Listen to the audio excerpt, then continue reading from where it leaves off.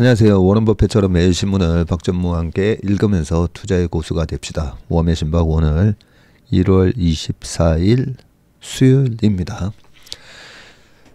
어제 최고 좋아요가 많이 달린 댓글이 뭔가 봤더니 기아는 10만 2천 원인데 10만 900원까지 올랐다가 조정받고 있습니다. 현대차와는 아주 다른 모습입니다. 롯데가 베트남에서는 크게 성공하네요. 다행입니다. 오늘 긍정적인 소식이 많네요. 저는 아주 긍정적인 사람입니다. 대한민국이 앞으로 더욱 성장해 가리라 생각합니다. 세계 역사상 전무후무한 성장을 이룩한 우리 대한민국이 아닙니까? 고맙습니다. 라고 해놓으셨습니다. 최은희님은 자주 댓글을 달아주시는 분으로 제가 알고 있습니다. 좋은 댓글 달아주셔서 감사합니다. 그리고 우리 장을 위해서라도 박전무 건강관리 잘해라. 네, 이런 코멘트도 상당히 많았습니다. 그래서 요즘 특별히 제가 좀 신경을 쓰고 있습니다. 특별히. 지금도 도라지 진액, 저희 고객께서 지난주에 보내주셨던 도라지 진액 열심히 먹고 있습니다. 배도라지랑 도라지 진액 저거 먹어서 그런지 진짜 요즘은 양쪽 코가 이렇게 다 뚫려 있어서 상당히 기분이 좋습니다. 오늘은 제가 오후 5시에 대구은행 일본점인가? 거기 지하 강당에서 강의가 있습니다. 대구은행 VIP 고객 대상이니까 혹시 대구에 계신 분들은 저녁 때 시간 나시면 대구은행 본점 지하 1층 와보셔도 좋을 것 같습니다. 2024년 시장 전망과 뭐 어떻게 운용 전략을 갖고 저희가 대응할 건지 그런 거에 대한 설명인데, 대구 분들은 거의 다 대구은행 이용하시잖아요. 그죠? 거래하시는 대구은행에다가 전화하셔서 한번 문의해 보십시오.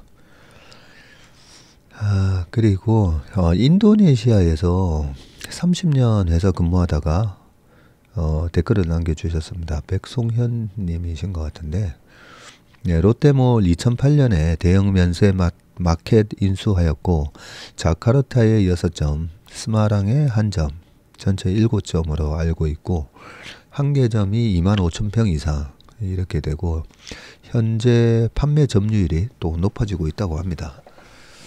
네, 그런 거 보면 롯데가 참 이 사드 보복 때문에 중국에서 너무 크게 타격을 입었었죠. 예, 그 이후로 베트남이나 인도네시아 이 동남아에서 선전하기를 기원합니다. 자, 그러면 기사로 넘어가 보겠습니다. 오늘은 수요일이라서 전자신문 기사를 오랜만에 한번 봤습니다. 첫 번째 기사는 SK 하이닉스가 HBM 공정에 국산 장비를 대거 투입했다라고 되어 있거든요.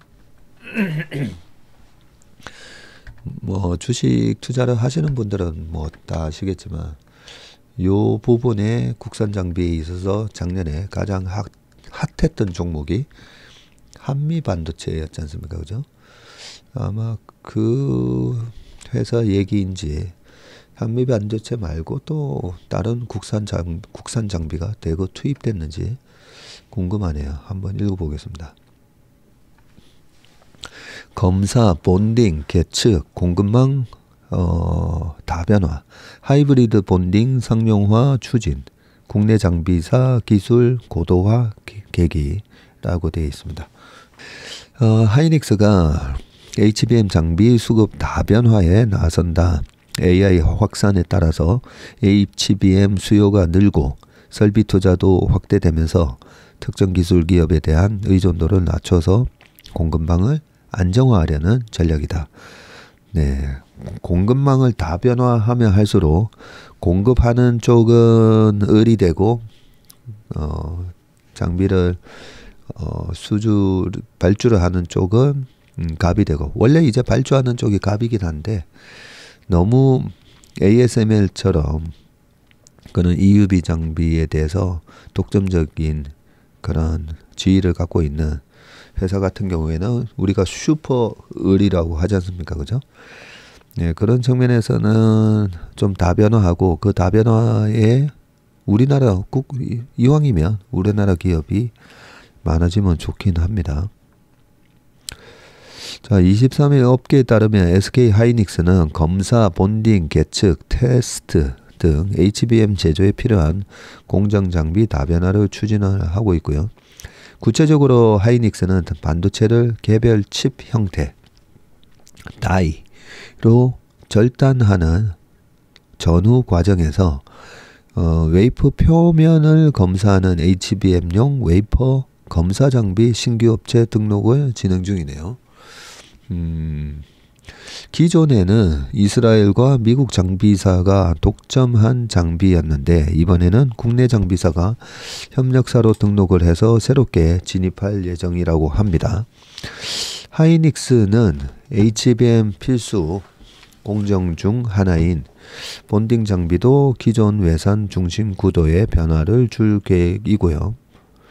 싱가포르 소재 장비사와 국내 장비사 제품을 나눠 사용하고 있었지만, 최신 HBM인 HBM3E부터는 국산 본딩 장비로 대부분 양산 라인을 꾸리는 것으로 파악이 됐고요. 본딩 장비는 개별 메모리를 적층하고 부착할 때 씁니다. 네, 우리가 본드 하지 않습니까? 그 똑같은 거라고 보시면 됩니다. 네, D램 적층 후에 위아래를 접착하는 장비라고 보시면 되고, 요 웨이퍼 표면을 검사하는 검사 장비, 지난주인가 지지난주에 요 공부를 했었는데 어떤 회사였는지 기억이 안 나네요. 우리 애청자 여러분 중에서는 아마 이 반도체 장비 요런 쪽에 투자를 많이 하시는 분들은 아마 아실 건데, 아시면 한번 적어줘 댓글에 남겨주시면 고맙겠습니다. 아울러 HBM을 적층하기 위해서 미세 구멍을 뚫는 실리콘 관통 전극 TSB 계측 장비와 HBM 테스트 장비도 다변화를 추진 중이고, 각각 미국, 프랑스 이쪽은 계측이고요. 일본이 테스트인데, 이 회사들이 미국, 프랑스, 일본 회사가 사실상 독점 공급했던 장비를 SK 하이닉스는 국내 장비사와 협업을 해서 공정 최적화 작업을 진행한다고 합니다. 요 기사 쓰시면서 그냥 옆에 회사 이름 써주셨어도 될 것 같은데, 일부러 안 쓰신 것 같기도 하고, 그죠? 하이닉스는 여기서 한 발 더 나아가 차세대 기술로 불리는 하이브리드 본딩에도 국산 장비 도입을 타진하는데, 하이브리드 본딩은 웨이퍼에서 웨이퍼 상하를 구리로 직접 연결하는 기술로 아직까지 상용화된 사례가 없다네요. 하이닉스는 26년 양산 예정인 HBM4부터 하이브리드 본딩 적용을 검토하고 있는데, 구리로 연결을 한다고요? 상용화되면 해외 기업이 주도했던 본딩 분야에서 국내 기업이 선도적 위치를 점하게 되는 계기가 될 전망이라고 합니다. 하이닉스가 장비 수급을 다각화하는 건 HBM 수요 급증에 따른 신속 대응과 생산성 향상을 위해서인데, HBM은 AI 확대에 따라서 수요가 폭발적으로 늘고 있습니다. 시장 경쟁도 치열해져서 하이닉스, 삼성전자에 이어서 마이크론도 진출을 선언을 했고요. 정확하게는 HBM 1, 2는 삼성전자, 하이닉스 합쳐서 45, 45에서 90% 점유하고 있고, 마이크론도 거의 10% 하고 있습니다. 네, HBM3, 3나 3E의 전자랑 마이크론도 진출을 선언한 상황이죠. 하이닉스는 특정 기업의 장비로 의존하게 되면 성장하는 시장에 제때 대응하지 못하고 차별화된 경쟁력을 가져갈 수 없다고 판단하는 것으로 풀이가 되고요. 특정 장비에 의존하지 않고 공급사를 다각화. 이걸 멀티벤더. 예, 벤더가 하나인 경우에는 솔 벤더라고 하죠. 우리가. 이 솔 밴드냐, 듀얼 밴드냐, 멀티 밴드냐, 예, 요렇게 멀티 밴드로 할 경우에 안정적인 공급망 관리에도 유리하고 국산화 때는 가격 경쟁력 확보에도 도움이 됩니다. 국내 장비사의 기술 고도화 역시 하이닉스 행보에 영향을 준 것으로 파악이 되는데, 반도체 장비 업계 관계자는 기존에는 외산밖에 없었지만 국내 기업이 잇따라 HBM용 장비 국산화에 성공하면서 하이닉스의 선택지가 확대된 측면도 있다고 전했습니다. 반도체 장비 업계는 모처럼 훈풍을 기대하고 있고 반도체 경기 침체로 장비 업계도 고전을 면치 못했지만 올해 하이닉스가 HBM 생산 능력을 대대적으로 확대하기로 하면서 수혜가 예상되기 때문이다. 하이닉스 관계자는 HBM 공급망 다변화와 관련해서 전화를 한번 해봤나 봅니다. 네, 답변은 아직 확정된 것이 없다고 밝혔다고 합니다. 네, 그래서 추측은 하되 기업체명을 못 적었나 봅니다. 실제로 기업체에 전화를 해도 요런 얘기를 그 벤더 업체들이 함부로 얘기를 못 해줍니다. 예, 너네도 왜 이런 걸 갖다가 언론에다가 흘렸어? 그러면서 되게 항의를 하는 경우가 많고요. 약간 이런 거는 컨피덴셜하게 경쟁사들이 저 회사 장비를 쓰나 뭐 이런 거에 대한 게 하나의 뭐 약간 기밀일 수도 있잖아요. 그렇기 때문에 업체명을 아마 안 가르쳐 줬을 거로 생각이 됩니다. 자, 두 번째는 MIT 연구 결과 AI 인간 일자리 대체 아직 인간 일자리 대체는 아직 비효율적이다라는 연구 결과가 나왔나 봅니다. 자, 최근 AI 기술이 빠르게 발전하면서 인간 일자리를 사라지게 만들 것이라는 예상이 연이어 나오고 있고요. IMF는 보고서를 통해서 AI가 일자리에 미치는 영향이 전체적으로는 40% 정도 될 것이라는 분석도 하기도 했죠. 반면에 AI가 아직 인간 일자리를 대체하기 어렵다는 연구 결과가 나왔는데, 자, MIT 컴퓨터 과학 및 인공지능 연구소 이런 데가 있네요. 컴퓨터 과학 이게 요즘 인기 많은 컴퓨터 사이언스, 그죠? 컴퓨터 사이언스와 그리고 인공지능 연구소, 네, CSAIL이라고 하네요. CSAIL. 네, 여기서 발표한 최신 연구에 따르면 AI가 일자리에 미치는 영향을 미치는 시점은 우려했던 것보다 늦어질 것으로 보인다. MIT 연구진은 AI가 인간의 일자리를 실제로 자동화할 수 있을지, 또 그렇다면 어떤 일자리를 언제 자동화할 수 있을지를 연구했다. 결론적으로 MIT 연구진은 AI로 대체될 위험이 있을 것으로 예상되는 대부분의 일자리가 현 시점에서는 경제적으로 이득이 되지 않는다고 파악을 했네요. 현재 AI 도구로 대체될 수 있는 인간 업무에 지급되는 임금 중에서 약 23% 정도만이 고용주가 그 업무를 기계로 대체하는 데 비용 측면에서 효과적일 것이라고 분석을 했고, 그러면 나머지 77%는 효율적이지 못하다는 얘기네요. 상당수 일자리에서는 기업이 자동화 시스템을 초기 구축하고 유지 관리하는 비용이 인간 근로자 임금보다 더 많이 소요된다는 지적이고, 뭐 당연한 거 아니겠습니까? 요즘 식당에 가면 거의 그 식당 테이블에서 이렇게 주문하도록 돼 있잖아요. 어떻게 보면 그 큰 키오스크 단말기가 이제는 테이블마다 붙어 있는데 거기서 띡띡띡띡띡 해가지고 뭐 계산까지 다 하니까 이 나갈 때마다 좀 어색해요.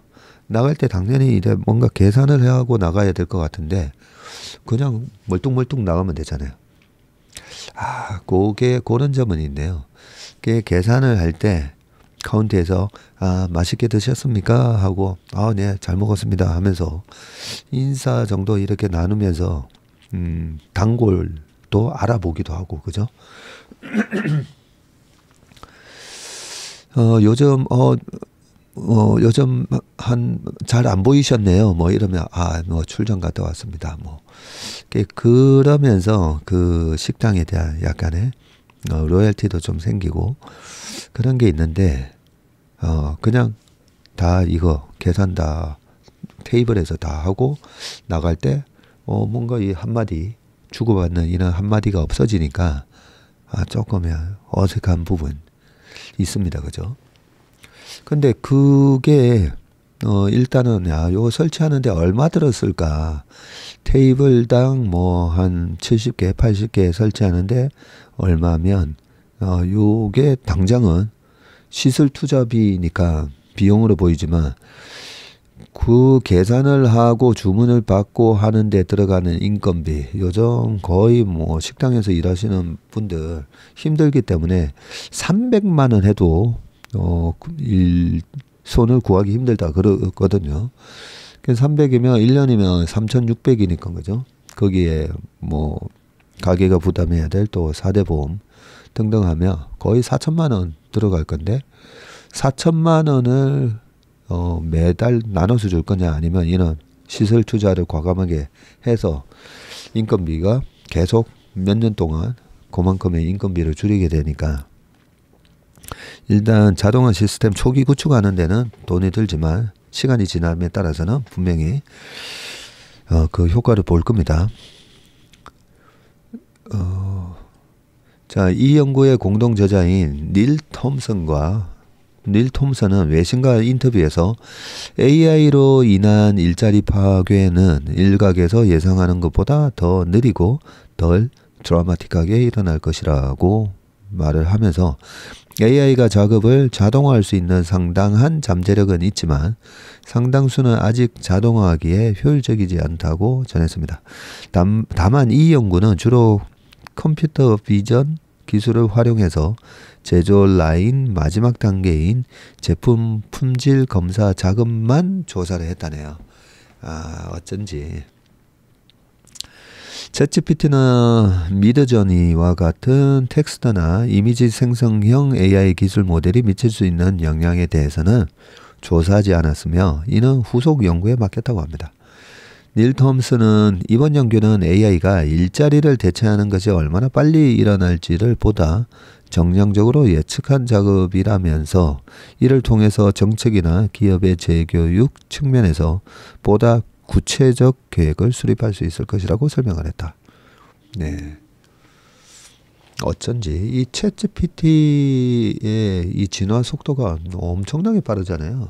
지금은 클로버 X도 뭔가 하나 오랜만에 제가 자료 만든다고 해봤더니 뭐 입력하자마자 한 2초, 5초 뒤부터 막 쭈르륵 달리고 그 챗GPT나 거기서 어느 사이트를 인용을 했는지 그 사이트를 또 클릭해서 들어가 보면 그동안에 그런 사이트 찾으려고 엄청 고생을 했었는데 바로 그 링크 딱 들어가서 자료를 보니까 너무 좋더라고요.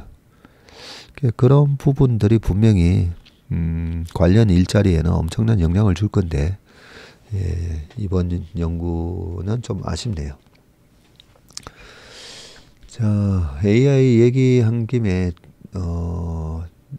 AI 얘기 좀 더 해보시죠.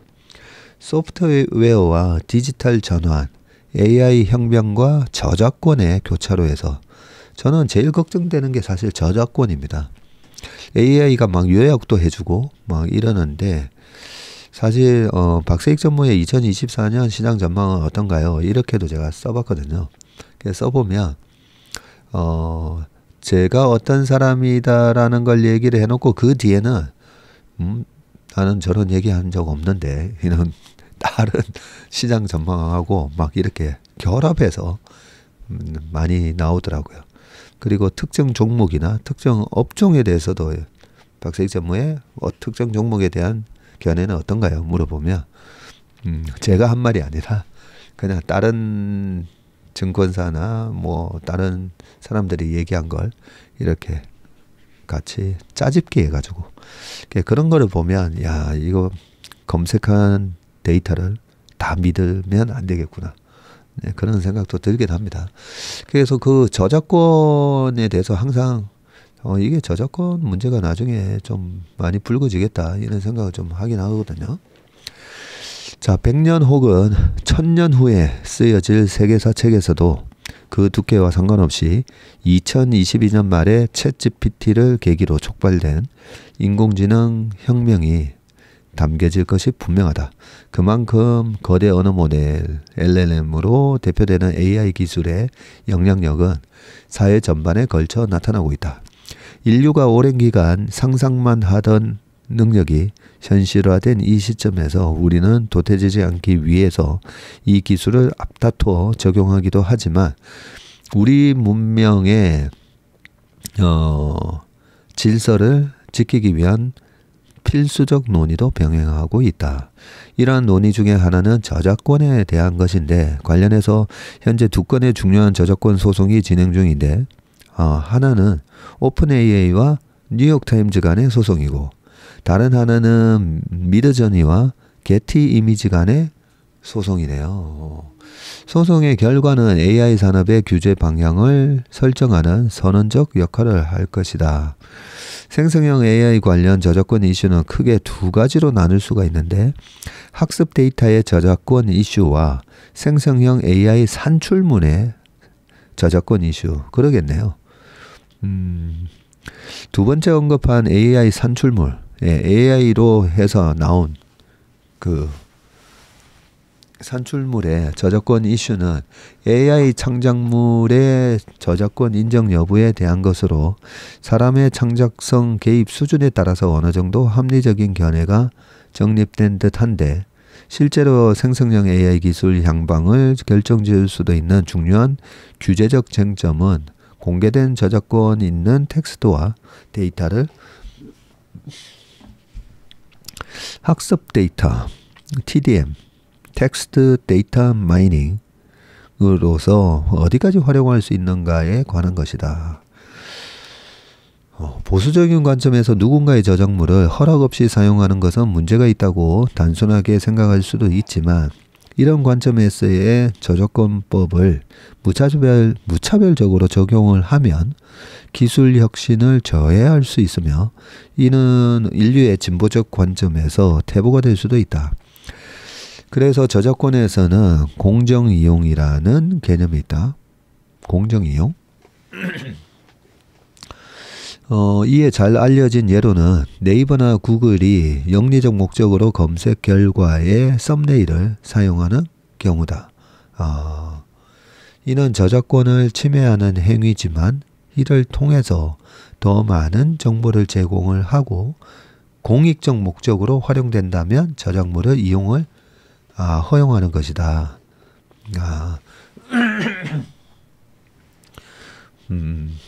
공정이라는 게 그런 공정을 얘기하는 거군요. 우리의 법제도는 공공의 이익,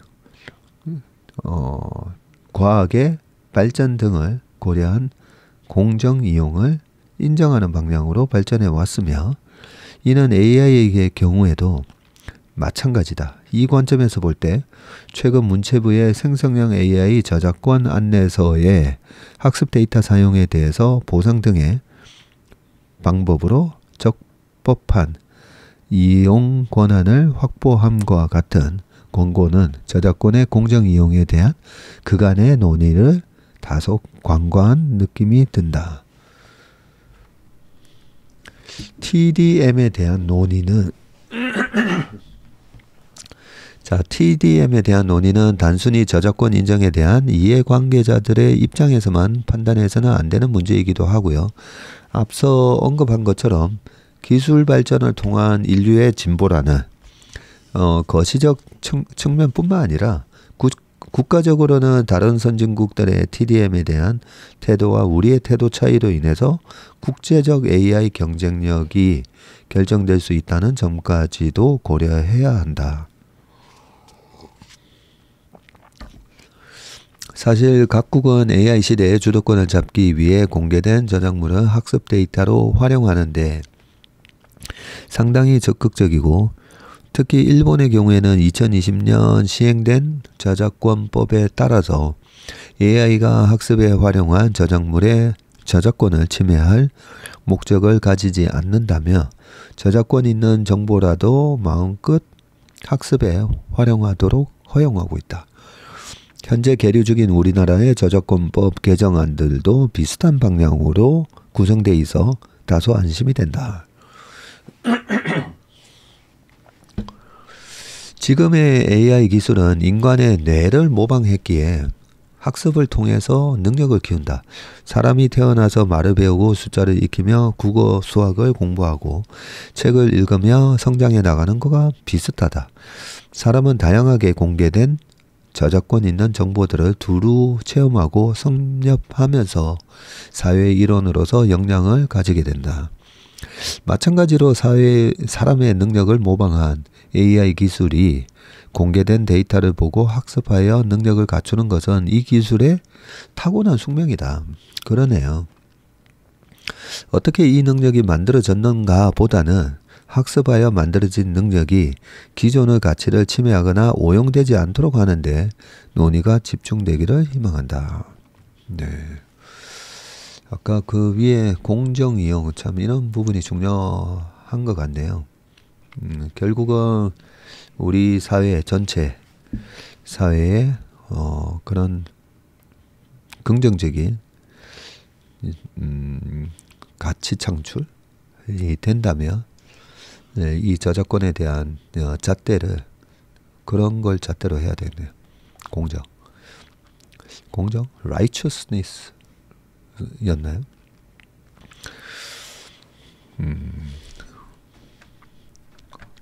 영어로는 뭐라고 표현되는지 한번 찾아보고 싶네요.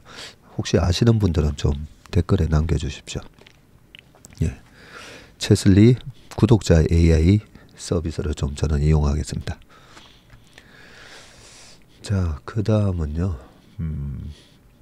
AI 얘기. 요거 하나만 더 볼게요.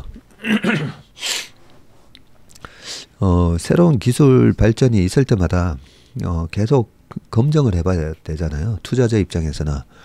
3년 전에 그 메타버스, 분명히 그런 세상이 오긴 하겠지만 너무 또 이 앞으로 다가올 세상, 메타버스 세상이 다가오긴 하겠지만 너무 이렇게 상용화나 모니타이제이션, 수익화가 되기 전에 너무 앞서가면 길목 지키다가 거의 뭐 늙어 죽습니다. 그래서 너무 빨라도 안 돼요. 투자가 되게 빠른 사람들이 돈 잘 벌 것 같지만 실제 그렇지는 않습니다. 그래서 약간 확인하는 과정이 좀 필요한데 너무 또 돌다리 두드리듯이 분명히 돌다리인데 너무 확실하게 100% 확신이 들 때 투자를 하면 100% 확신이 드는데도 이상하게 수익이 안 나잖아요. 예, 주식 투자는 대중들이 그 기업 가치 변화에 대해서 인지하기 전에 들어가야 되는 거기 때문이거든요. 예, 그래서 참 어렵습니다. 이 부분이 어느 정도 이런 새로운 혁신적인 기술이 어느 정도 상용화되고 얼마나 빨리 또 상용화되고 그게 어떤 분야를 파괴하면서 그 파괴된 분야의 부를 뺏어오는 거잖아요. 예, 그런 측면에서 이 혁신적인 기술에 대해서는 계속 우리가 이렇게 계속 공부하면서 검증을 해봐야 됩니다. 자, 그런 차원에서 ET톡, 혁신, 당연함에 대한 질문이라고 되어 있거든요.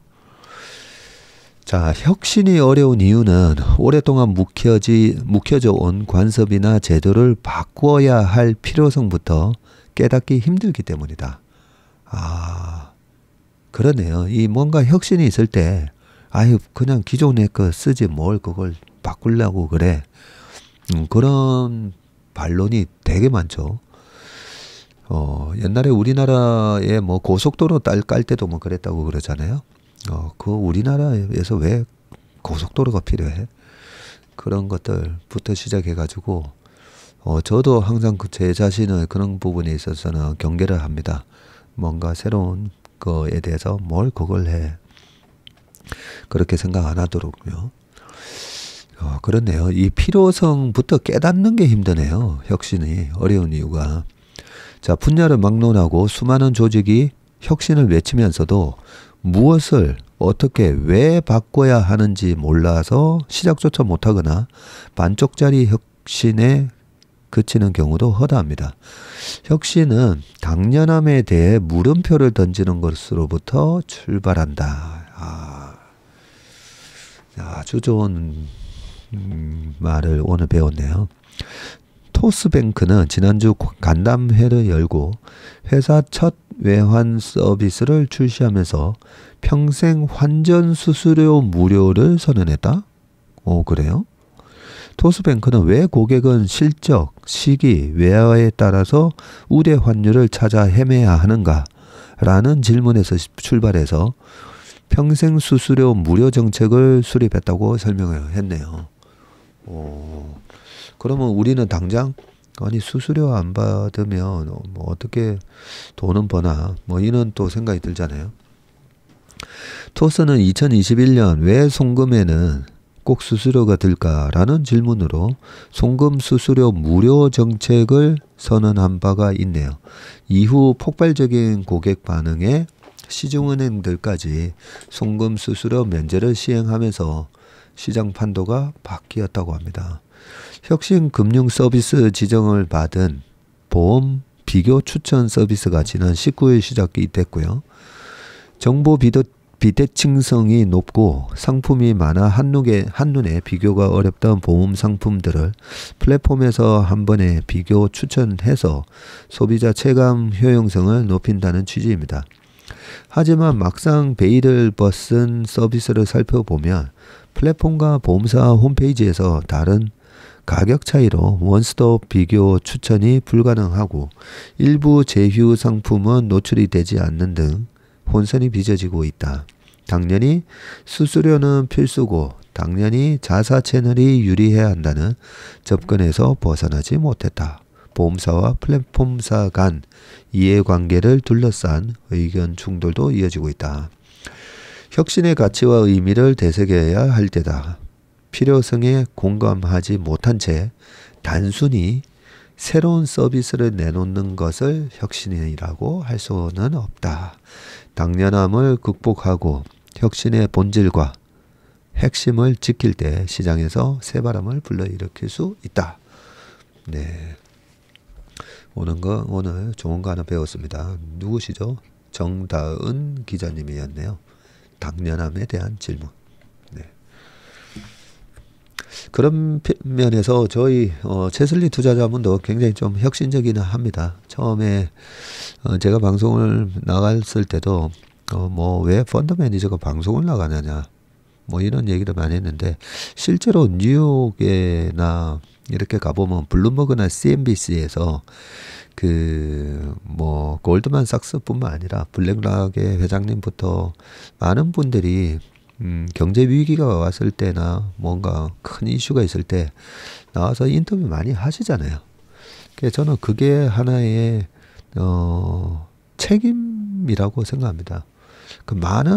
수많은 어마어마한 자금을 관리를 하는 분들이 어떤 위기가 왔을 때 피터 린치의 마젤란 펀드도 보면 바닥에서 환매하고 올라가면 또 쫓아 사고 해서 실제로 마젤란 펀드가 연평균 29.2% 수익 냈거든요. 14년 동안. 근데 크게 돈 번 사람이 없다. 이 말을 들었을 때 참 안타깝지 않습니까? 그러면 그 자금을 운용하는 사람이 지금 내가 어떤 그 전문가잖아요. 전문가니까 설명을 해야죠. 그래서 피터 린치도 과거 영상들이 꽤 있습니다. 그죠? 우리가 어떤 기업 투자를 또 조심해야 되고 어떤 식으로 투자 아이디어를 얻을 수 있는지, 그리고 그 변동성에 대해서도 얘기하고 많은 좋은 얘기를 많이 해놨습니다. 그런 측면에서 저는 이 제도권에, 우리가 뭐 제도권에 있는 사람이잖아요. 그러니까 뭐 축구에 뭐 안정환 그 선수도 보면 유튜브 해놓고 그 유튜브에서 보는 거 다 기부하더라고요. 축구는 그런 축구 전문가가 한 유튜브나 인터뷰를 보면서 우리가 또 배우기도 하고, 많은 전문가들의 그런 방송이나 강의를 통해서 우리가 배울 수 있는 거 아닙니까, 그죠? 그런 식으로 뭐 방송도 나가고, 최근에 저희 회사 아침 회의를 아예 라이브로 민감할 수 있는 부분은 뒷부분 한 30분은 빼고 한 1시간 어떻게 시장을 분석하고 지금 밸류에이션이 어떤지, 그런 것도 처음에는 약간 우리가 이런 것도 해야 됩니까? 이런 약간의 그런 게 있긴 있습니다. 저항이. 근데 아까 공정이요? 네. 이게 공익적인 부분인가 아닌가, 그게 저는 가장 중요하다고 생각하거든요. 이게 공익이 되는가 라는 부분에 있어서. 그리고 이 주식이라는 게 참 어렵다 보니까 잘못 판단할 수도 있잖아요. 그죠? 그러면 이게 공익의 목적을 두고 하는데도 제가 틀리고 제가 잘못 봤을 때 피해를 줄 수도 있기 때문에, 그래서 더더욱 열심히 하게 되고, 그런 선순환이 좀 저는 있다고 생각합니다. 그런 면에 있어서 우리 채슬리 투자자분은 금융업계에서 혁신을 주도하는 회사다. 네, 감히 그렇게 말씀드릴 수 있습니다. 자랑해서 좀 죄송하고요. 자, 그 다음 기사 바로 넘어가 보겠습니다. 자, 네이버 카카오 얘기 좀 해보겠습니다. 자, 네이버 카카오가 구글 유튜브 추격에도 앱 1위 경쟁력을 과시했다. 아유, 제목부터 상당히 반가운 제목이다, 그죠? 네이버와 카카오가 구글 유튜브 등 해외 플랫폼의 맹추격에도 불구하고 앱 경쟁력을 유지하고 있는 것으로 나타났다고 합니다. 23일 IG AWORKS 마케팅 클라우드에 따르면 네이버 앱은 지난해 하반기 7월에서 12월까지 하반기 인터넷 브라우저 앱 사용자 수 점유율에서 평균 86.4%로 1위를 기록을 했네요. 와, 86.4%. 참 독보적이다, 그죠? 자, 크롬이 70.3, 구글 64.1, 다음 16.9를 제치고 공고한 점유율을 유지했다. 아니, 근데 점유율인데 어떻게 86, 70, 64, 16.9? 점유율은 100% 합하면 100%가 돼야 되는 거 아닙니까?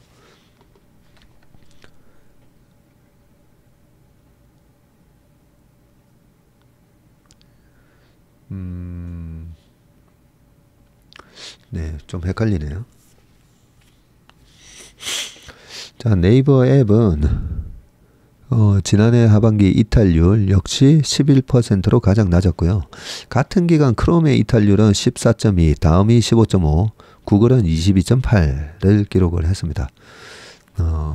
사실 저도 그냥 이 구글이 화면에 바로 바탕화면에 떠 있으니까 구글로 검색을 했다가 다시 네이버 가서 검색하는 경우가 꽤 있습니다. 네이버 앱이 작년 하반기 AI 기술을 기반으로 검색 서비스를 개편한 것이 주요했었군요. 네이버의 동영상 스트리밍 서비스 취지직은 출시 이후 높은 사용률을 보이고 있고요. 지난달 19일 베타 서비스를 시작한 치지직은 지난달에만 경쟁 앱에서 95만 명의 사용자를 유입시켰네요. 지난 1일에서 13일까지 개인 방송 앱 평균 일간 사용률 또한 31.4%로 트위치 18.9, 아프리카 TV 14.7에 비해서 높았네요. 지난해 네이버의 웹툰의 월간 사용자 수는 꾸준히 800만 명 이상을 유지를 하고 있네요. 신규 설치 후 8주 후 재방문율도 평균 30% 이상을 기록을 했다. 카카오는 월간 사용자 수에서 유튜브의 거센 추격을 받고 있지만 사용 일수에서는 방어에 성공했답니다. 카톡은 월간 사용자 수에서 유튜브와 앱 선두 자리를 치열하게 지금 다투고 있고요. 지난 12월 월간 사용자 수는 카카오가 4,102만 명, 유튜브는 4,102만 1,400명, 카카오가 4,102만 1,737명, 유튜브는 1,401명, 한 300명 차이로 앞서고 있네요.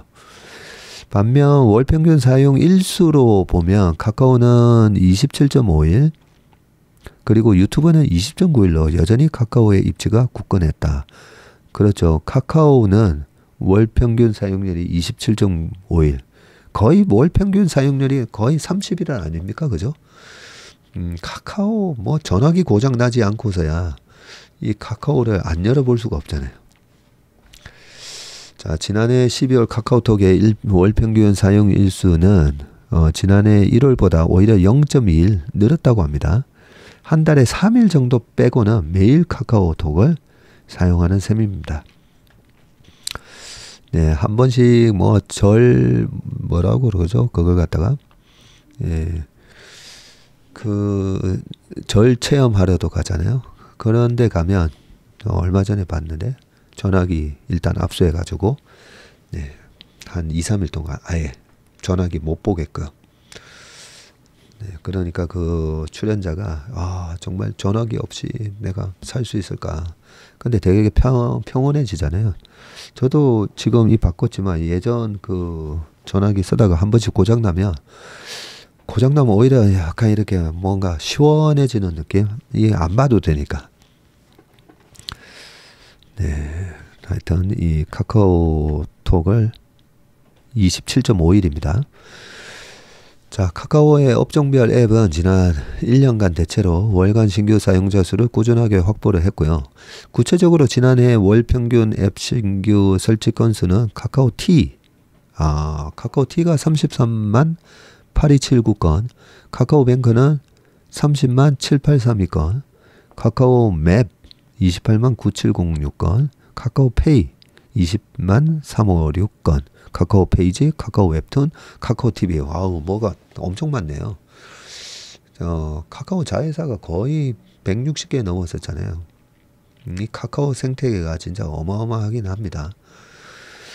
네, 카카오 게임즈 매출도 상승세고 지난해 하반기 카카오 게임즈의 월 매출 평균은 459억 원으로 상반기 월 매출보다 약 6.5% 늘었습니다.